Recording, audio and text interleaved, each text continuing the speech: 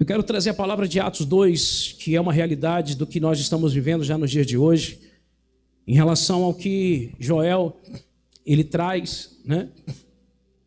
E em Atos 2, versículo 15, vai dizer assim, ó: estes homens não estão embriagados, né? Pedro falando, como pensais, até porque são apenas 9 horas da manhã. Traz de volta, traz para o 14, para as pessoas entenderem.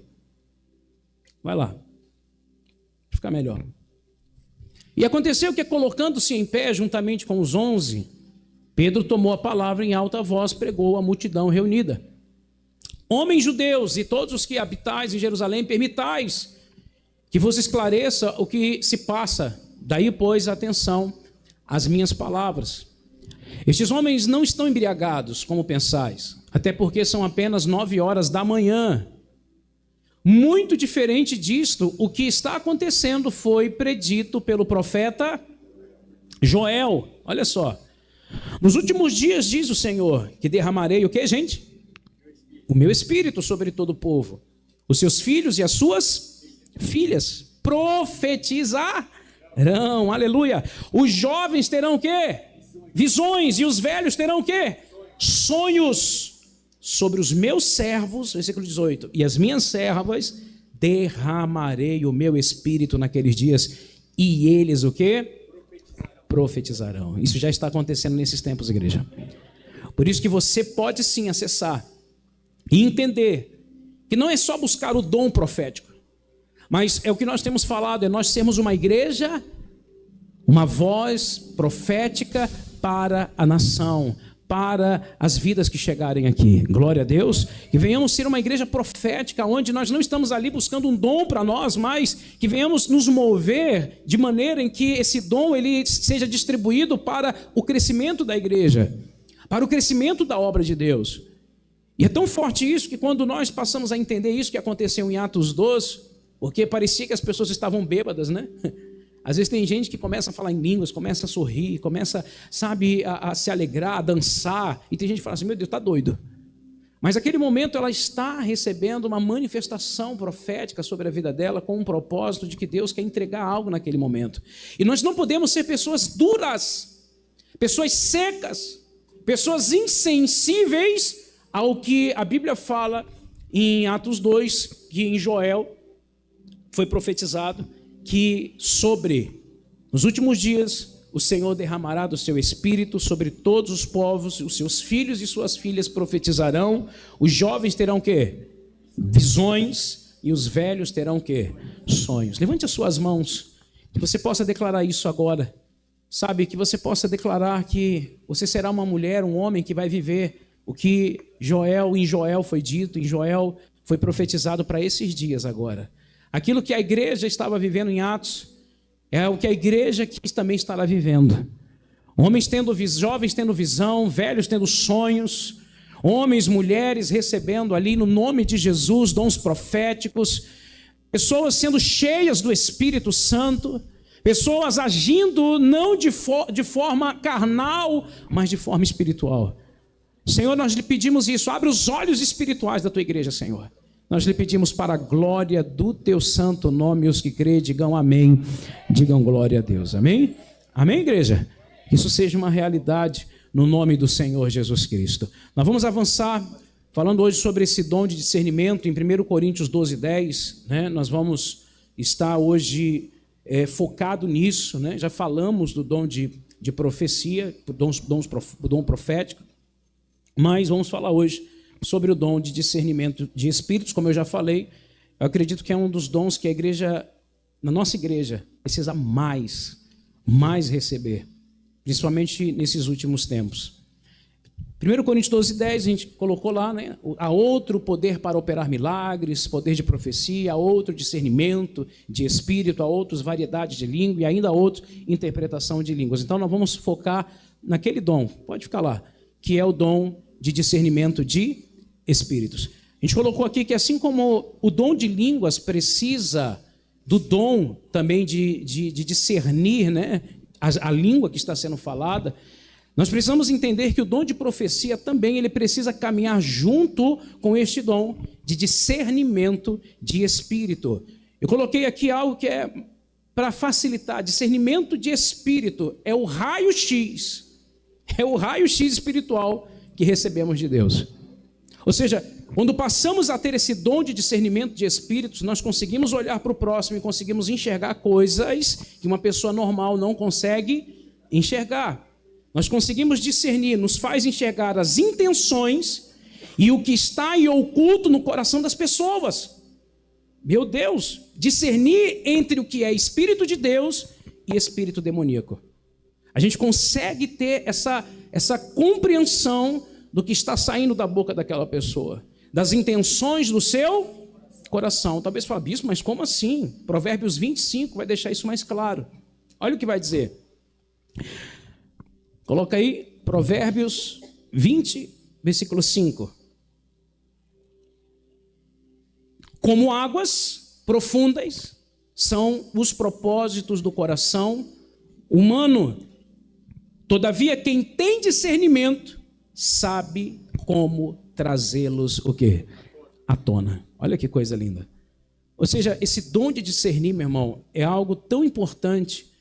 Você vê que Salomão teve esse dom ao ponto dele colocar ali entre eles uma mulher que dizia ser mãe daquela criança, a outra também dizia, não, eu que sou mãe. E ele teve discernimento, naquela ocasião, de discernir de quem era a mãe verdadeira daquele menino, daquele filho. Olha que coisa, não tinha teste de DNA, não tinha nada. Mas ele teve o dom de discernir quem era a verdadeira mãe. Ou seja, nós precisamos deste dom para a gente discernir situações na nossa vida que, humanamente falando, é impossível discernir.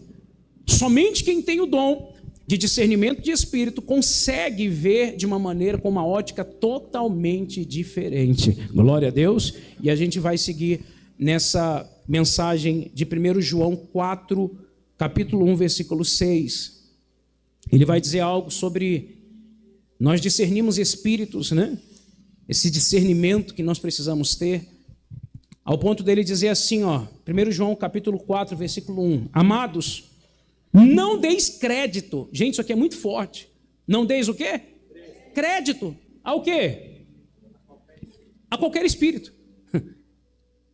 Você vai entender isso. Por quê? Porque hoje as pessoas, elas dão crédito. O que uma pessoa fala, ela já o quê? Acredita. Ela não discerne a intenção do coração daquela pessoa em falar aquela besteira. Às vezes aquela pessoa está falando algo para poder colocar uma contra a outra e ela já compra aquela ideia. Quem está comigo aqui? A gente viu isso muito aqui, meu irmão. De 6 a 5 anos, meu irmão, Deus do céu, passamos tanta coisa aqui já. Eu vi irmãos que às vezes saiu até da igreja porque não teve esse discernimento. Porque começou a acreditar em coisas que eram inverdades. Porque não teve um dom de discernir o que estava acontecendo naquele lugar, o que estava acontecendo naquela situação. Glória a Deus, queridos. E nós precisamos discernir isso para que nós não venhamos cair amanhã em ciladas. Para que nós não venhamos amanhã cair em situações que surge o nosso coração.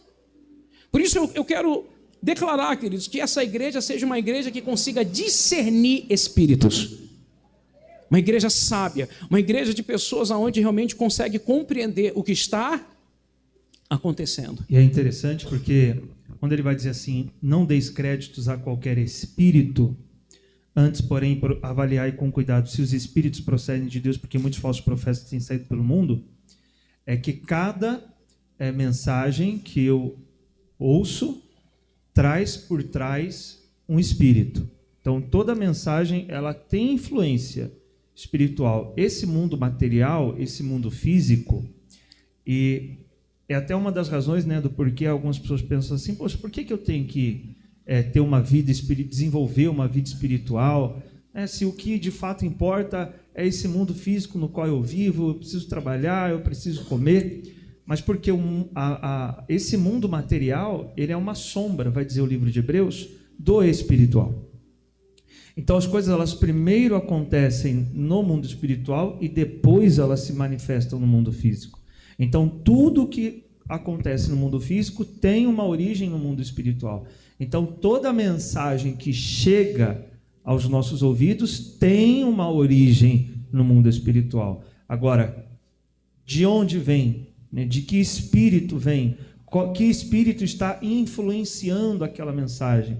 Então, toda mensagem que nós escutamos carrega com ela um espírito. Então, imagina uma pessoa que, por exemplo, sem discernimento, acreditando estar ouvindo uma mensagem inspirada por Deus e, na verdade, muitas vezes está recebendo uma influência de outro espírito. Isso não é de Deus, é do quê, então?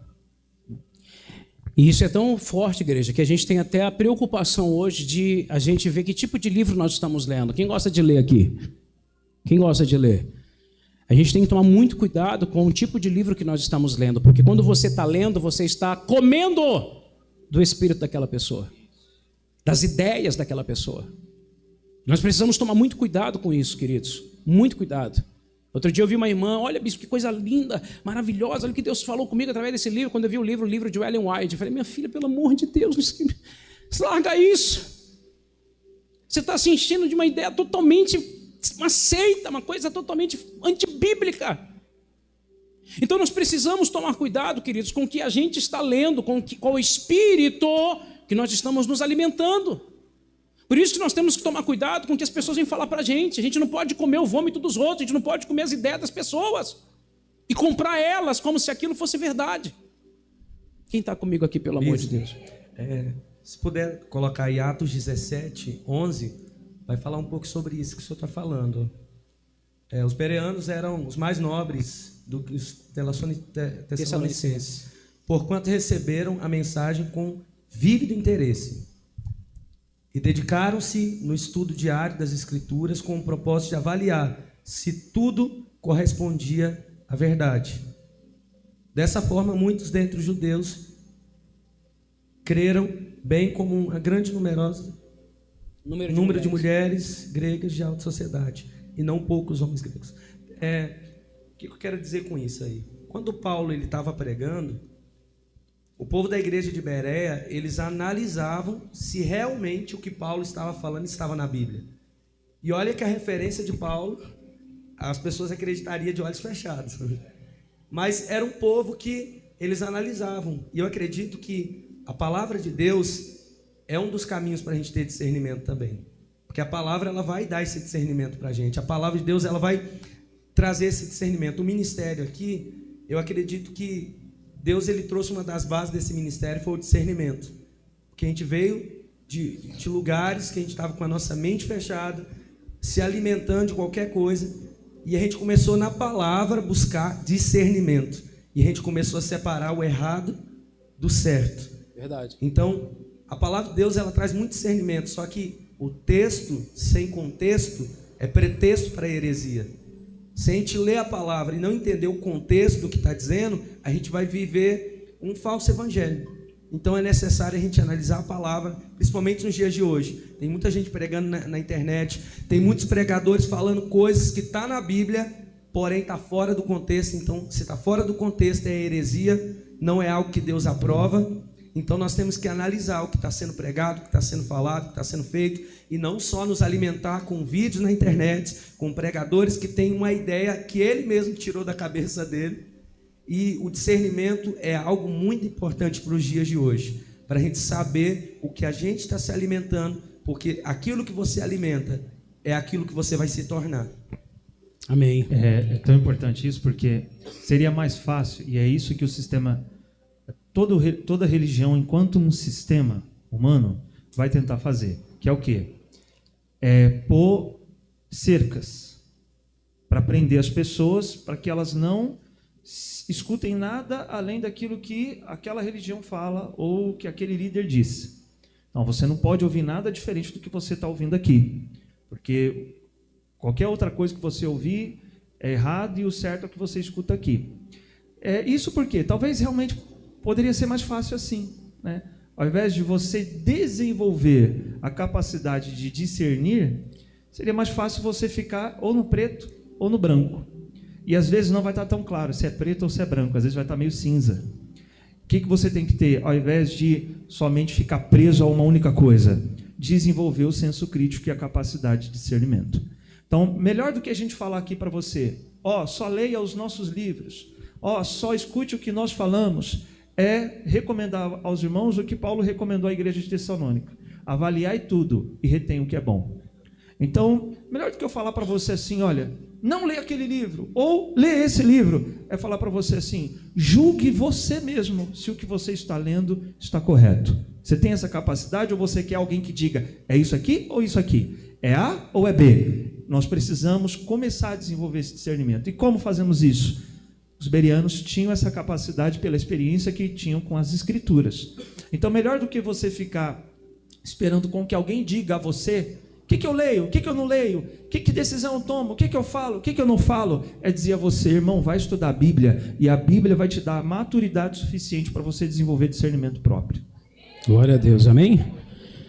Vamos continuar aqui, e a gente vai entender isso. Já vou falar sobre isso que o pastor Isaías mencionou sobre... Lá na frente vai falar sobre o leite, sobre crianças, né? Que de fato, justamente por causa de não desenvolverem a palavra, não crescerem na palavra, mas porque só tomam leite, não comem alimento sólido, então são meninos na fé, não sabem discernir entre o certo e o errado. Então, vamos continuar. Amados, não dei crédito. 1 João 4:1, coloca lá. Vamos voltar lá.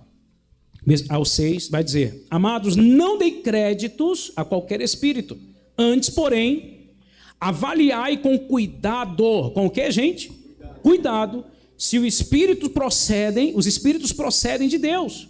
Porquanto muitos falsos profetas têm saído pelo mundo. Aí ele vai colocar aqui, ó, deste modo, podeis reconhecer o Espírito de Deus.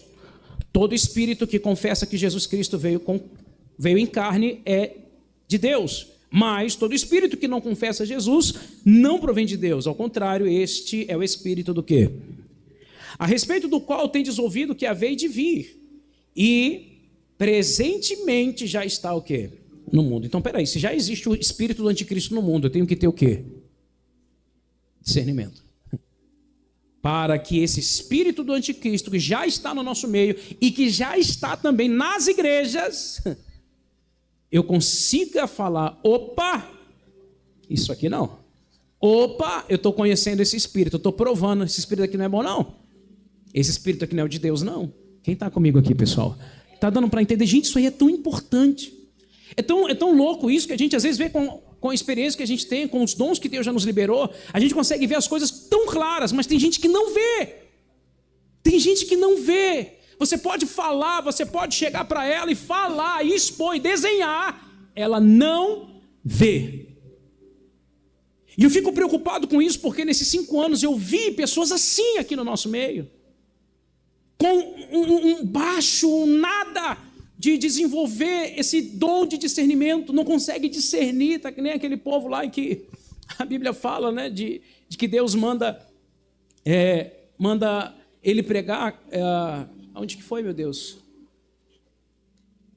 Foi afundado no barco lá, caindo da boca do peixe, meu, ô Jesus, Jonas, quando ele vai para Nínive, e o Senhor fala para ele, aquele povo, querido, a Bíblia fala que eles não sabiam discernir nem entre a mão esquerda e nem entre a mão direita. A Bíblia fala que eles não conseguiam enxergar nem sequer o quê?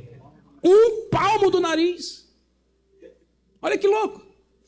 Ou seja, e tem gente assim, queridos, que ela não consegue discernir um palmo à frente do nariz, ela não consegue discernir entre a mão esquerda e a mão direita. Aliás, tem gente que é assim, né? Já fui levar a irmã para casa, bispo, é para cá. Eu falei, é direita ou esquerda? Eu não sei. É para cá. Mas nós precisamos entender que, brincando, né, nisso, mas a gente precisa discernir, queridos, porque isso que nós estamos falando aqui é tão perigoso, porque a gente pode se perder no caminho. A gente pode sim, queridos, tomar rumos na nossa vida diferentes daquilo que o Senhor tem para nós pela cegueira espiritual. Glória a Deus, amém? Amém, gente? Existem espíritos malignos e feiticeiros que passam por profetas. Vamos lá, vamos seguir aqui mesmo, tem coisa. Atos 13:6. E aí eu vou entrar onde realmente a gente quer entrar mais pesado. Segura no banco aí, meu. Segura na cadeira aí, que você bota o cinto de segurança aí, viu, irmão? Em nome de Jesus. Glória a Deus, que bom. Porque eu fico feliz porque essa palavra, ela aumenta, ela tem um poder muito grande, queridos, de tirar as escamas dos nossos olhos. Amém, querido? Isso é tão bom, porque a gente passa a nos despreocupar menos com as pessoas. Imagina um pai que está ali com um monte de filho. Meu Deus, esse menino vai atravessar a rua. Meu Deus, o carro vai matar ele. Então, a gente, quando tem uma igreja madura, a gente fica despreocupado. Porque a gente sabe que o irmão não vem na igreja. Meu Deus, a gente já fica agoniado. Ou seja, mas quando a gente tem uma igreja madura, a gente sabe como a pessoa vive, como a pessoa... Ela tem irmãos que a gente nem se preocupa, meu irmão. Tem irmão que a gente fica tranquilo. Não, pode ficar tranquilo. Mas tem outros irmãos que a gente fica ali. Liga para ele. Vamos lá, vamos visitar ele. Porque a gente não sabe, a pessoa é totalmente... Qualquer coisa destrói ela, qualquer coisa mata ela, qualquer coisa muda a cabeça dela. Amém, gente? Abala, é verdade. Olha lá, Atos 13:6 vai dizer: depois de atravessarem toda a ilha até Pafos, encontraram um judeu chamado Bar Jesus, que praticava o quê? E era o quê? Profeta. Olha lá, Bar Jesus. Até o nome estava lá, né? Jesus. Mas ele era o quê? Falso profeta. Meu irmão, tem um monte de feiticeiro hoje em cima dos altares. É só você, pela internet você vê as loucuras que você vê nas igrejas, irmão. Um monte de falso profeta, um monte de feiticeiro. Um monte de feiticeiro. E eu conheci um. Eu não vou falar o nome dele aqui porque fica feio, né, gente? Mas eu conheci um. E eu fiquei escandalizado com isso e eu vou escandalizar você também, entre aspas. Amém, pessoal? Eu acho que você já tá pronto para ouvir caldo mais grosso, amém, gente? Mas não vou escandalizar não, porque você é maduro, amém, meus irmãos? Mas eu vi uma pessoa e esse cara, Deus usava... Perdoe, Senhor. Esse cara tinha muitos dons e ele levantava paralítico e ele passou numa igreja lá em Goiás, numa cidade em Goiás. E, meu irmão, a igreja, ele pegou lá com 300 pessoas. A igreja, em 3 meses, estava com quase 5.000 pessoas. Ele saiu da igreja que nós estávamos, abriu uma igreja, né? E a igreja dele, ele comprou o cinema do lugar, a igreja lotou, fez só, tupiu. A Record foi lá para filmar ele na praça da cidade, porque não cabia de gente, meu irmão. A praça estava assim, ó, tomada. A Record foi lá fazer a matéria e eu assisti. E antes disso, eu cheguei para ele, fulano, que negócio é esse que você chega num lugar? Uma guerra danada para a gente poder trazer gente para a igreja. Você chega num lugar, você pega uma igreja com 300 pessoas e deixa em pouco tempo 5.000. Aí ele falou assim para mim, é os meus pretinhos lá da África. E ele passou na África, e aí ele brincou, é o meu Exu. Que conversa doida é essa, irmão? Aí eu fiquei assim, os irmãos, rapaz, esse cara é estranho, não sei o quê. E conversando com a irmã, né, nesse lugar, onde nós estávamos libertando ela também da Umbanda. Vou falar, a mãe do pastor Leomar, e a Juscelia estava indo na igreja, ela falou assim, bispo, que o irmão dele ainda é pai de santo, e ela falou assim, bispo, tem uma pessoa, um pastor chamado fulano, ele é dessa igreja que o senhor está? Eu falei, é. Aí ela falou, sério? Eu falei, por quê? Porque ele é o cara que mais oferta no terreiro. Aí bugou minha cabeça, meu irmão. Aí bugou. Eu falei, o quê? Eu falei, não, realmente tem. Ela falou até o apelido dele. Eu falei, existe, conhecemos ele, sim. Então, o que o cara faz? O cara vai no terreiro, faz trabalhos dos maiores para, quando chegar no altar, quando ele abre a boca, o demônio manifesta. Meu irmão, é tanta coisa, você ficava assim, que negócio é esse? Só que o cara atraía a mulher, o cara vivia nas drogas, o cara era, desculpa falar aqui, o espírito do anti, irmão, aí você fala, e quem não tem discernimento? E quem não consegue discernir espírito, o que faz? Profeta, homem de Deus, vou pegar a gravata dele, vou beber a água dele. Era o Bar Jesus. Quem está comigo aqui, pessoal? E para que os irmãos vejam como as Escrituras já nos alertam com relação a isso, eu queria citar 2 Coríntios 11:13, para que você não pense que isso não é possível. O apóstolo Paulo vai enfatizar que é possível, sim. Uma pessoa está sendo usada pelo diabo passando a impressão que quem a está usando é Deus.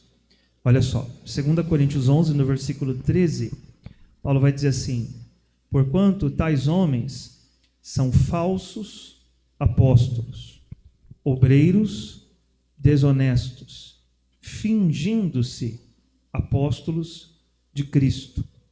E essa atitude não é de admirar, pois o próprio Satanás se disfarça de anjo de luz.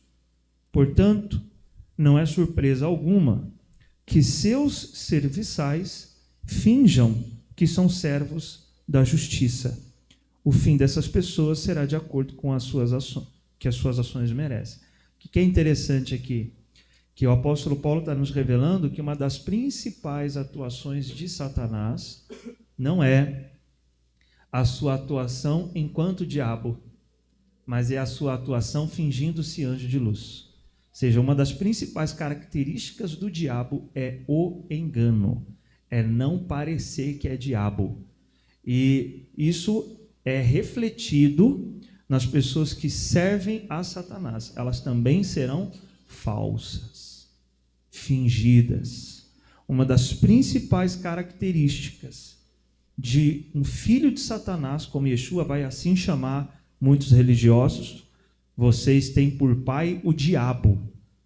Isso Jesus vai dizer para religiosos que estavam com os filactérios, que é as tiras de couro com letras da Torá, estavam com talit, com manto de oração, estavam com as franjas alargadas, lembrando os mandamentos. Quem olhava assim de fora é de Deus. E Yeshua vai dizer: o pai de vocês é o diabo. Por quê?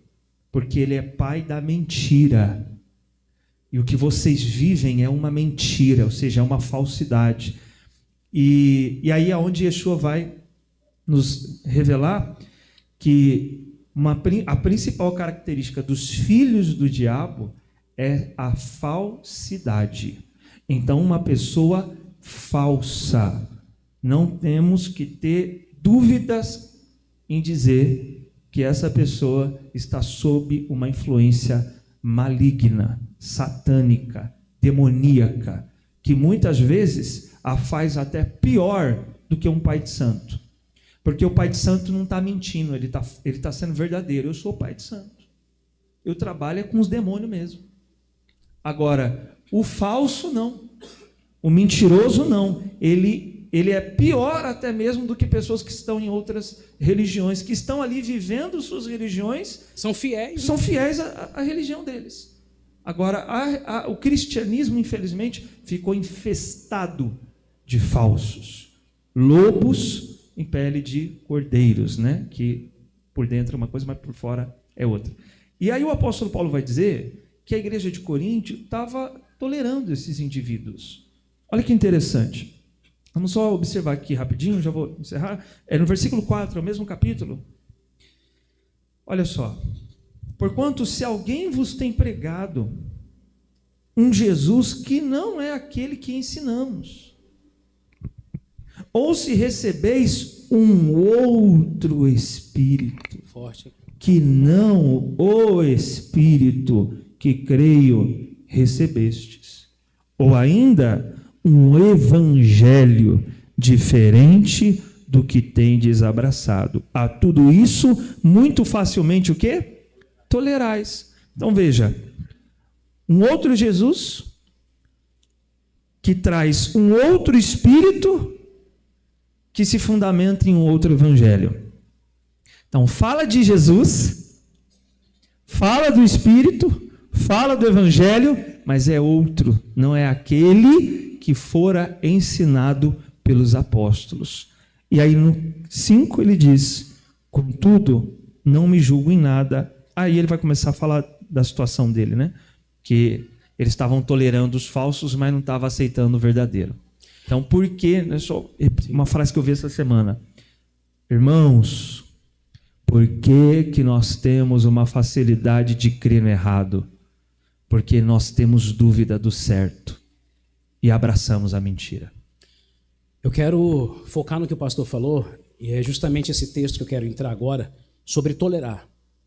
Essa palavra tolerar, meu irmão, a gente tem que aprender ela. A gente podia ficar aqui só nela agora. Às vezes há muitas pessoas que toleram. E tem coisas que nós não podemos tolerar. Aliás, tem situações no nosso meio que não podem ser toleráveis, meu irmão. A gente vai ver exemplos na Bíblia que o Senhor, a palavra vai nos mostrar que a gente tem situações que a gente tem que expulsar da igreja. Olha que coisa, imagina a gente chegar na igreja e ter que expulsar uma pessoa da igreja. Fala assim, irmão, você não faz mais parte desse ministério, vai embora. Eu não quero mais você aqui. Bispo, mas você é uma alma. Mas não toleramos o que ela faz, porque através dela muita gente pode ser contaminada. Quem está comigo aqui? Então nós precisamos ter essa maturidade de discernir. Amém, gente? Olha o que vai dizer em Apocalipse 2, 19 e 20. Sobre tolerar. Vamos segurar aqui no tolerar. Guarda essa palavra na cabeça. Tolerar, vamos lá. A gente vai ver a repreensão à igreja de Tiatira. Conheço as tuas obras, versículo 19, capítulo 2, Apocalipse 2, versículo 19 e 20. Conheço as tuas obras e o teu o quê? Olha essa igreja, meu irmão, essa igreja aqui ia tirar um 10. Ela ia tirar um 10, a igreja em Tiatira. Conheço as tuas obras, o teu amor, era uma igreja amorosa. Conheço a tua fé, era uma igreja que tinha muito o quê? Fé. O teu ministério, a tua perseverança, bem como sei que estás servindo muito mais agora do que no início. Meu Deus do céu, olha que elogio maravilhoso. Vocês estão melhor agora do que estava no início. Agora olha o problema. No entanto, tenho contra ti o fato de que o que, gente? Toleras Jezabel, aquela mulher que se diz profetiza, porém com seus ensinos, com seus o que, meus irmãos? Ensinos, induz. Olha o diabo aí, meu irmão, olha o inferno aí, olha o espírito dessa mulher que está nos dias de hoje. O espírito de Jezabel existe hoje, viu, queridos? Induz o quê? Teus servos a imoralidade sexual e a comerem alimentos sacrificados aos ídolos. A palavra tolerar no dicionário significa suportar, aceitar, consentir, permitir, não impedir aquilo que está fora da verdade e que não é certo. Ou seja, a pessoa ela não faz nada, ela aceita aquilo, ela tolera aquilo, ela suporta aquilo. Nós precisamos entender isso. Ah, mas é o meu irmão, vou suportar ele. Porque... Não, meu irmão, tem coisa que é insuportável, tem coisa que tem que chegar e, ó, não, isso aqui não é certo. Eu não sou conivente com isso daqui. Eu não sou conivente com o seu erro, eu não vou viver isso. Quem está comigo aqui, meu irmão? Está dando para entender? Então, não me opor a ensinos que induzem meus irmãos ao erro, que entram na igreja com o intuito de dividir, de separar e de sujar a noiva de Cristo. Nós precisamos tomar esse cuidado, queridos, porque tem coisas que nós temos que ser intolerantes. Não tolerar, não aceitar. Amém, queridos? E eu oro para que isso de fato seja uma verdade que possa existir nessa igreja. Não tolerar situações, mas, sabe, aquela pessoa que ela é cura para aquela enfermidade. Ela é bálsamo para aquela situação. Ela não é um fermento que fermenta, que faz crescer. Pelo contrário, ela corta o mal pela... Acabou. Aquilo ali nem meu irmão, o diabo nem vai agir mais ali. Porque ele fala assim, eu não consigo. Essas pessoas aqui são intolerantes. Comigo, né? O diabo vai falar assim, essas pessoas dessa igreja são preconceituosas comigo. Eles não me aceitam. Amém, gente? Isso precisa ser algo real no nosso meio. Amém? Provérbios 6,14 também vai falar. Vamos continuar aí sobre essa passagem ainda sobre tolerar. 14, Provérbios 6,14 vai falar. Em seu coração habita o engano. Todo o tempo planeja o quê? O mal. Provérbios 6,14. Olha o que a gente fala sobre nós não tolerarmos. Agora, imagina o que Deus não tolera. Quem está comigo aqui? Vou falar agora o que Deus não tolera na Bíblia. Uma coisa é eu falar, gente, nós não podemos tolerar isso. Agora, olha o que Deus odeia. Olha o que Deus, a Bíblia até fala, né? Que existem 6 atitudes que o Senhor odeia e 7 atitudes que Ele detesta. Vou falar rapidinho aqui para a gente entender. E em outras traduções está dizendo que ele não tolera. Na 7ª ele não tolera. Vamos lá, qual é? E é o maior pecado. Em seu coração habita o engano, todo o tempo, isso aqui falando de pessoas, hein? Planeja o quê? O mal. Anda o quê? Semeando o quê, gente? Perversidades e o quê? Discórdia. Será que tem gente assim? Por essa razão, olha aí o que vai dizer. A desgraça se abaterá repentinamente sobre ele. Ou seja, de repente a desgraça vai chegar, meu irmão.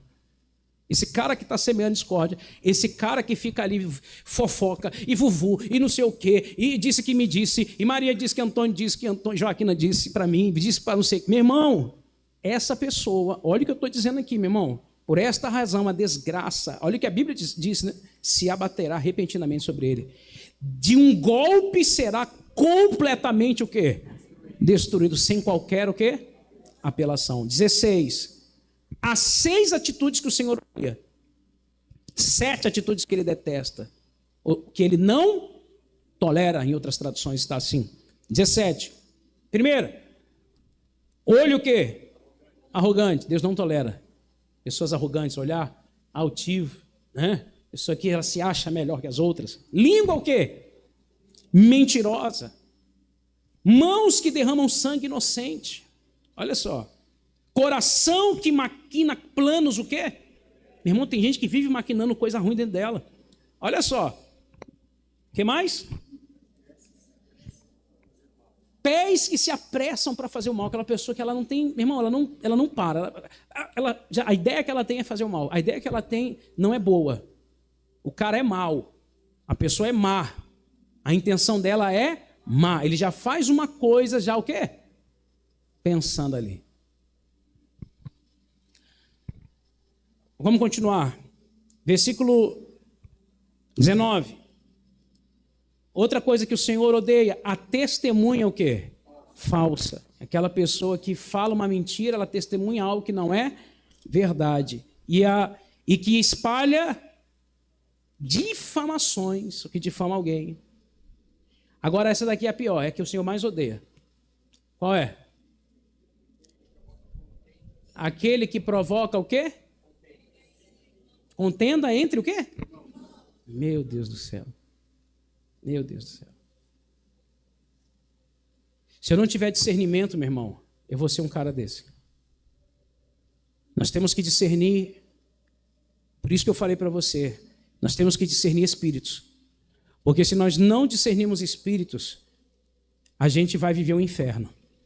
A gente vai comprar a ideia de todo mundo. A gente vai viver... Já viu aquele ditado, Maria vai com as outras? O Maria vai com as outras. Falou, ele vai. Falou, ele vai. O outro fala outra coisa, lá vai atrás. O outro fala, estou para cá. Ou seja, ele não tem discernimento nenhum. Glória a Deus, meus irmãos. Quem está entendendo o que Deus está falando aqui? Veja que essa igreja, que nós lemos agora há pouco, ela foi elogiada, né, pelo amor, pelo serviço, mas faltava-lhe discernimento de espírito. Quantos crentes, queridos, servem a Deus movidos por um amor genuíno, têm um coração voltado para a obra, têm um coração voltado para os irmãos, mas estão sendo enganados porque lhe falta o discernimento de espírito. Nós precisamos discernir, nós precisamos entender o que o Senhor quer falar com a gente. Amém, meus irmãos? 1 Coríntios 5,11, vamos seguir. Essa característica do tolerar, né? Porque que o que semeia contendas não pode ser tolerado. Porque em tolerar uma pessoa que semeia contenda, eu ponho a perder 5, 10, 20. Então, às vezes acaba não sendo nem inteligente tolerar quem está semeando contenda, não porque não pode perder esse irmão. Não, mas tentando preservar esse irmão, você está perdendo outros 10, outros 20. E o que mais pega, que nos faz às vezes tolerarmos, como fazia a igreja de Tiátira tolerar Jezabel, é a misericórdia, é o amor, que deve estar em nós, porém equilibrado com a severidade. Legal, hein? Romanos vai dizer assim: considerai a bondade e a severidade de Deus.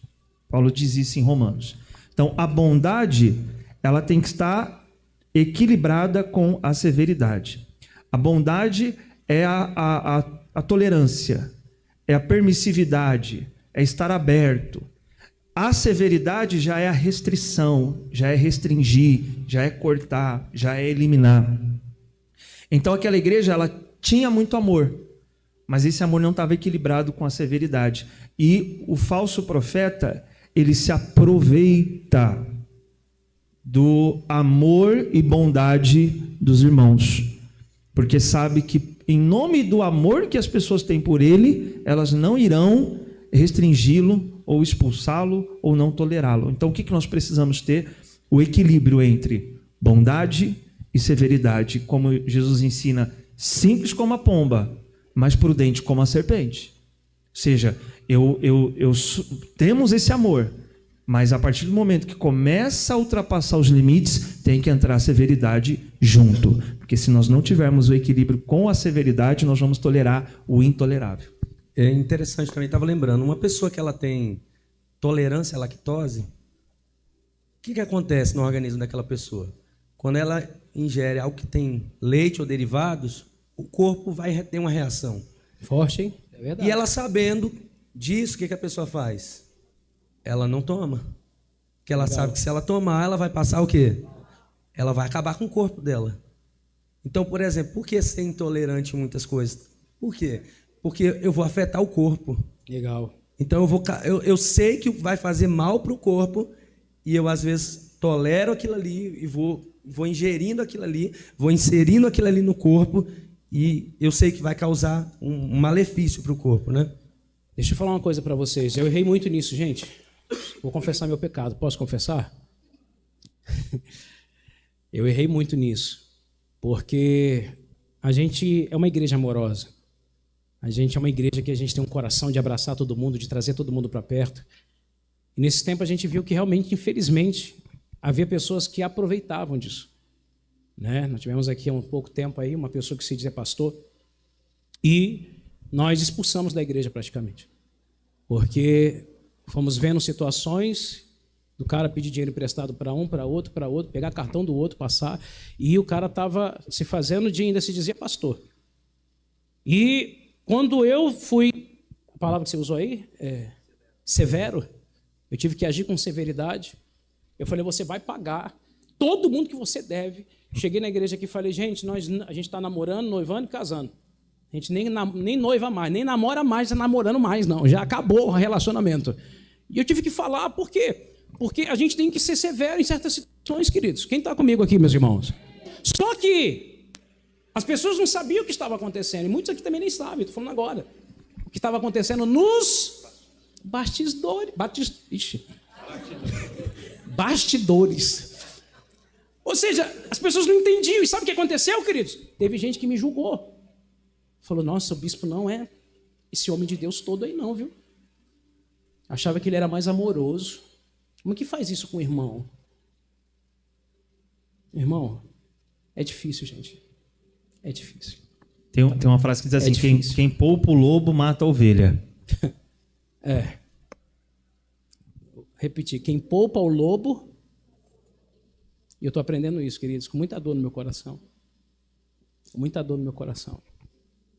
Mas a gente tem que amadurecer, amém? A gente tem que amadurecer. Vamos seguir, pessoal. Paramos aonde aí? Tá, olha isso. 1 Coríntios 5,11, eu vou começar a terminar, não vai dar para falar tudo que a gente queria, porque senão a gente toma muito tempo, mas vou falar só mais algo que é importante a gente trazer para esse dom de discernimento, mas olha isso aqui, 1 Coríntios 5,11, presta atenção. Isso aqui são remédios que Deus está trazendo para a igreja, amém? Isso é uma pílulazinha que Deus está trazendo para a gente precisar tomar essa pílula aí e começar a exercer isso, meu irmão. Coisa que a gente precisa se preocupar. Entretanto, agora vós escrevo para que não vos mais associeis com qualquer pessoa que afirmando-se, mas é irmão, é irmão. Amém, gente?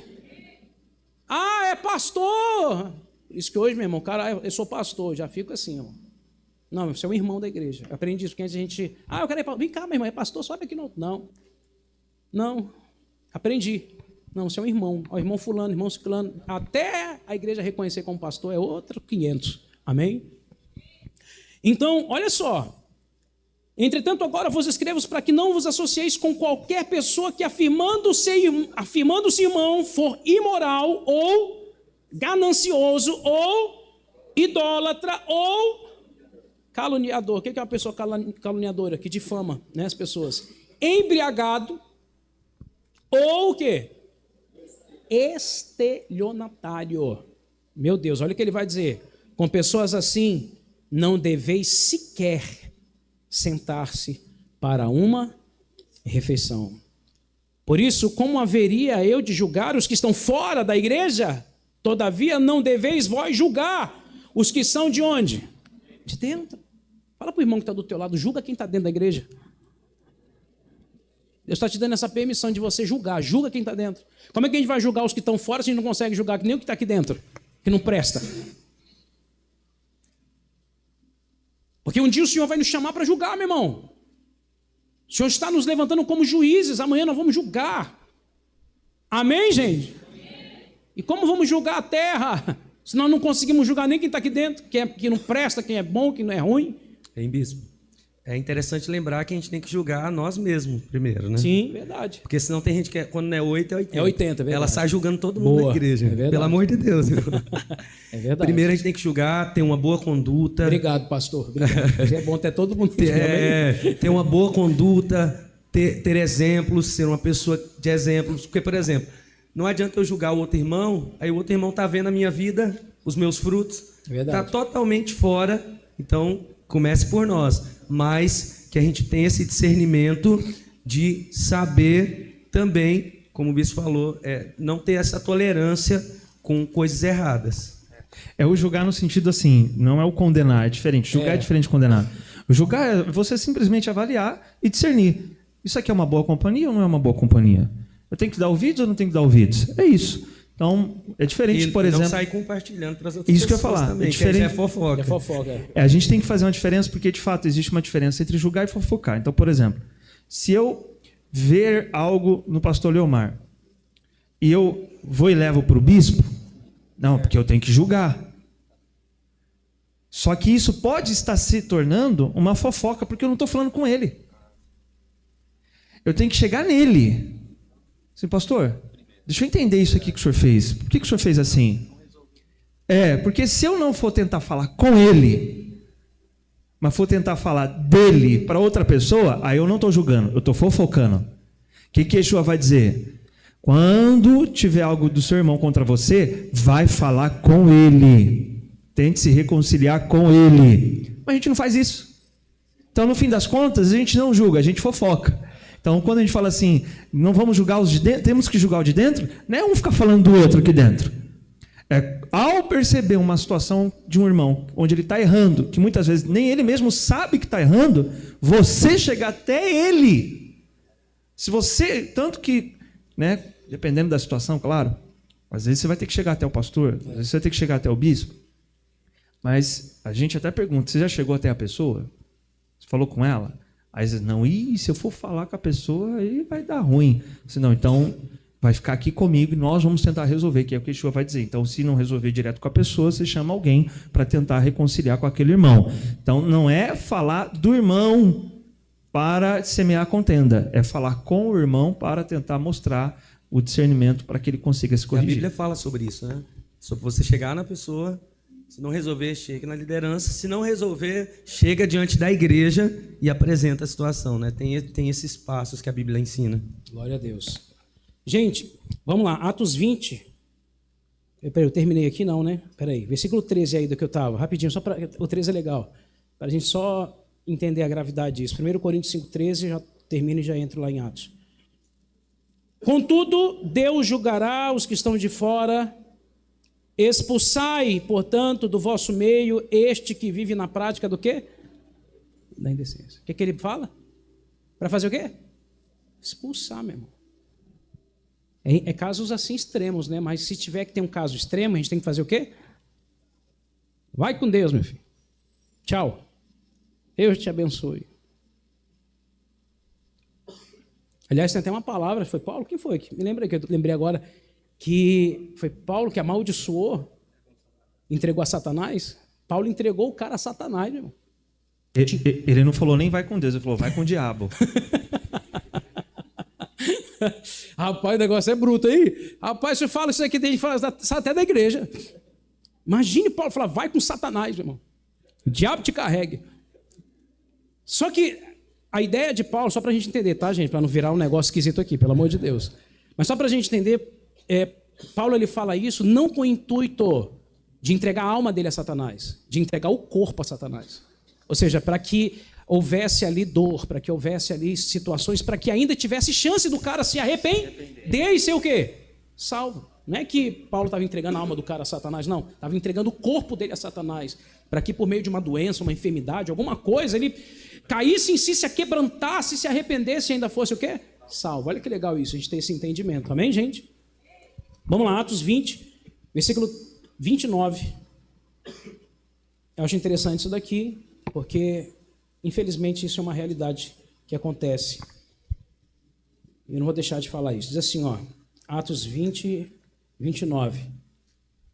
Eu sei que logo após a minha partida, lobos ferozes se infiltrarão por dentre as vossas comunidades e não terão o quê? Não terão piedade do rebanho.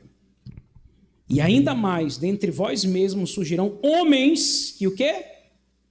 Torcerão. Meu irmão, o cara fala a verdade, mas ele torce a verdade. Presta atenção. Uma coisa é eu pregar a verdade, parece verdade, né? Mas é certo. Por exemplo, um exemplo aí, me ajuda aí. É verdade, né? Mas isso são sofismas, né? Sofismas, que isso. Parece uma verdade, tem um princípio verdadeiro, mas leva, por último, a uma mentira. É isso aí. Então a gente tem que tomar esse cuidado com esses sofismas, né? Porque pode nos atrapalhar. E ele vai dizer aí, ó. E ainda mais dentre vós mesmos surgirão homens que torcerão a verdade com o propósito de conquistar. Qual é o propósito dessas pessoas? Conquistar quem? Os discípulos. Para quem? Para si. Meu Deus do céu, gente. Ou seja, o cara se infiltra no meio para conquistar as pessoas para si mesmo. Olha que coisa. Para tomar o coração das pessoas. Aliás, a Bíblia fala sobre um cara que fez isso. Foi quem? Filho de um rei, era o Absalão. Isso mesmo. Ou seja, ele conquistou o povo. Ele ficava lá na porta, lá. Bom dia, tudo bem? Político, né? Olá, gente, tudo bom? Sorri, que bom, rapaz. Aí ele foi conquistando o coração das pessoas. Nossa, fulano é tão bacana, tão gente boa, rapaz, olha. Você precisa do quê? Eis-me aqui. E o cara foi fazendo isso, meu irmão. E ele queria o quê? O reinado. Falando mal da liderança, que era Davi. Falando mal. Davi não pode julgar você agora, ele está lá muito ocupado, mas eu vou atender você. E aí, olha como ele se importa comigo. A intenção. Meu Deus do céu, gente. É complicado. Nós temos que ter discernimento, queridos. Nós temos que ter discernimento, para a gente não se decepcionar amanhã. Glória a Deus. Vamos lá. Vou falar aqui rapidinho, gente. Para adiantar aqui, tem tanta coisa. Aí eu vou adiantar para a gente já fechar aqui. Eu quero fechar com a palavra de Hebreus 5, tornando aqui o que o pastor... Tem mais coisa, mas não vai dar, meu irmão. Eu acho que aqui já é suficiente para aquilo que o Espírito quer trazer. Abre aí, Hebreus 5,13. E aqui a gente vai terminar. Veja que quando a gente começa a falar de discernimento, a base disso é o alimento que a gente está comendo. Que tipo de alimento a gente está comendo? Né? A gente precisa avançar. Ele vai dizer assim, ó, olha... É até interessante porque quando lá Jezabel fala assim, ensina vocês a comerem alimentos sacrificados a ídolos. A ideia também simbólica ali é o seguinte, vocês estão se alimentando de um ensino idólatra. Então, vocês está ensinando a comer alimentos sacrificados a ídolo. Ou seja, o ensino estava tornando eles idólatras, sem eles nem perceberem. Legal, muito bacana. Ora, quem precisa alimentar-se de leite ainda é o quê? Criança. E não tem o quê? Experiência. Olha que coisa. não tem experiência no ensino da justiça. Nós precisamos ser pessoas o quê? Experientes. Por isso que pastor ele tem que ser experiente. Ele não pode ser uma criança, um menino. A gente não pode deixar de estar no altar e ser visto como um menino. Por isso existe até uma idade para ser pastor, né? Para pastorear. Porque às vezes a pessoa ela não tem experiência. E por não ter uma experiência, imagina, dá um carro para uma pessoa que não tem experiência. O que ela vai fazer? Matar. E a gente tem tido essa preocupação, porque a gente está lidando aqui com o corpo de Cristo, meu irmão. Para o cara fazer uma operação no corpo de uma pessoa, ele estuda quanto tempo para ser médico? Cadê o Mohamed? Está estudando aí medicina? Quanto tempo, Mohamed? 6 anos. Já está em qual? 2 anos já? 6 anos para ser médico. E ainda depois tem toda, né? Imagina, para estudar um corpo, para tocar num corpo. Nem é para tocar no corpo, porque para ser cirurgião eu acho que é outra coisa, né? Especializar. Mas quantos anos especializar? No mínimo 3, no máximo 6. Assim, para tocar no corpo. Uma coisa é você ter um clínico geral. Você vai passar de pirona aí para você. Mas é para você fazer uma cirurgia específica. Meu irmão, você tem cirurgia do coração. Imagina o cara fazer um cirurgião do coração, porque ele estudou para isso. E às vezes a gente chega na igreja, aí põe um boca aberta no altar, fala um monte de asneira e está tocando no corpo de quem? De Cristo, na noiva. Gente, isso é terrível. Por isso que o critério para você ser um pastor, para você estar no altar, meu irmão, tem que ser, rapaz, tem que ser, o cara tem que estudar, o cara tem que ser de Deus, o cara tem que ter vida com Deus, o cara tem que ter, sabe, discernimento, ele tem que ter dons para que ele possa aprender a lidar com pessoas, com almas, para que ele não faça besteira. Amém, gente? Que isso possa ser um temor para todos os pastores que estão nos ouvindo, nos assistindo, ou que irão nos assistir, em nome de Jesus. Então, olha só, precisa de experiência no ensino da justiça. Versículo 14. No entanto, o alimento sólido é apenas para quem? Os adultos, quais pelo quê? Exercício constante da fé tornam-se, veja que é o exercício constante da fé. A fé vem pelo quê? Ouvir a palavra. Então eu exercito a minha fé. Não é só ser um ouvinte negligente, como diz a Bíblia, mas um operoso praticante da palavra. Ou seja, quando eu me torno um operoso praticante da palavra, eu estou exercitando a minha fé. Eu já vi muitos púlpitos o pastor falar assim, vamos exercitar a fé, vem para a campanha, 3 semanas de campanha. Gente, pega aqui o cajado, vamos exercitar a nossa fé, vamos passar pelas muralhas, quebrar muralha, quer passar pela porta. Isso é exercício da fé. Exercício da fé, meu irmão, é a palavra, é o alimento que você está comendo. Vamos lá. Tornando-se, meu Deus, tornando-se o quê, gente? Meu Deus, de discernir tanto o bem quanto... Porque tem gente que não discerne, gente, é incrível. É incrível.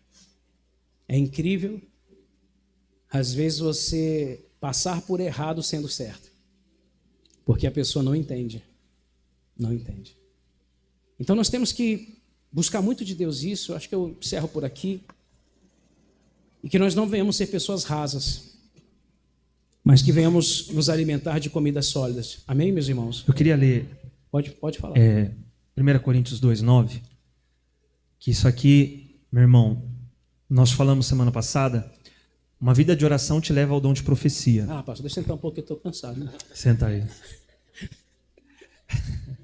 Uma vida de oração nos leva a fluir no dom de profecia, porque Paulo estava em oração, Ananias estava em oração e Deus deu uma visão para eles. Agora, deixar de ser carnal vai te dar o dom de discernimento de espírito. Eu vou repetir isso. Deixar de ser carnal te dará o dom de discernimento de espírito. 1 Coríntios capítulo 2, versículo 9, vamos ler até o 16 para a gente orar.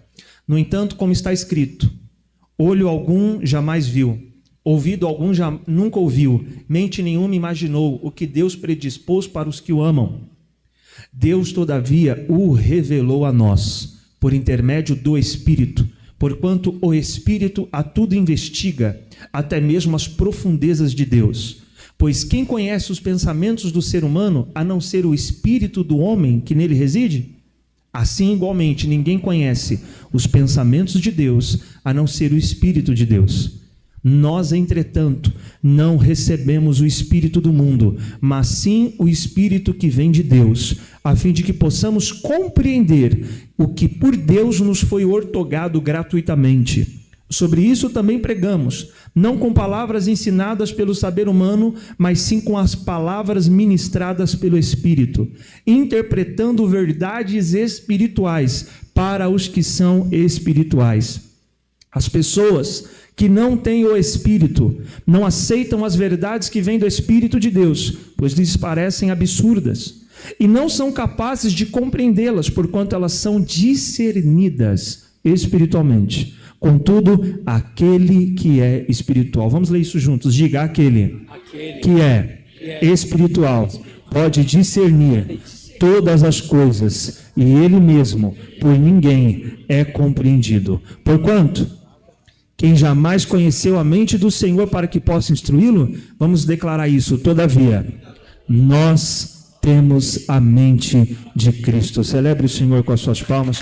Que você se torne espiritual, capacitado para discernir todas as coisas. Crente carnal não discerne, mas o espiritual discerne. Muito forte, meu irmão. Glória a Deus por terminar dessa forma. Vamos gravar essa aula, ô pastor, e a gente fazer um e-book, fazer algo para todas as igrejas, sabe? Essa palavra é muito forte, meu irmão. É algo que a gente tem que comer ela mais vezes, sabe? Tem que guardar e passar em PDF, como um estudo, para a gente parar mesmo, porque é muita riqueza nessa palavra. Muita coisa aqui que a gente precisa, não só para a nossa igreja, mas para várias igrejas, para ficar na internet ali, para quem precisar, para, de alguma forma, isso levar como um remédio, né, para as pessoas estarem preparadas, uma vacina, para as pessoas estarem preparadas para não serem pegas por falsos profetas ou deixarem se levar, porque hoje o que tem de gente ferida, meu irmão, o que tem de gente desigrejada, sabe por quê? Porque faltou de discernimento. Hein, bispo? É só um ponto aqui que eu estava pensando. Levando para esse ponto da gente entender o verdadeiro evangelho, mas também tem a parte da vida pessoal de cada um.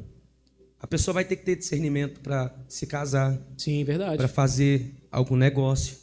Ela vai ter que ter discernimento para saber como lidar com os filhos. Então, o discernimento ele serve para várias áreas da nossa vida. Só que a gente precisa compreender uma coisa. Não é que eu tenho discernimento que eu vou usá-lo às vezes. Porque às vezes a pessoa tem até o discernimento. Só que ela prefere agir pela emoção. Ah, não, eu estou com dó, eu não vou fazer. Ah, por exemplo, a pessoa ela vai se casar. Ah, ela está vendo que o cara não presta. Ah, mas eu amo, ele é tão bonitinho. É verdade, hein? E aí ela acaba cega. Ela tem o discernimento, ela vê, mas não quer. Não quer. Eu acho que o pior cego é aquele que tem olhos e não quer ver. A pessoa está vendo, então use o discernimento. Discernimento não é só para ter, é para o quê? É para usar. Nós precisamos usar o discernimento. E para discernir, você não pode agir pelo sentimento. Você tem que agir pela razão. Glória a Deus, meus irmãos. Sobe aqui os músicos. Glória a Deus. Fortes aí, hein? Glória a Deus. Fique de pé.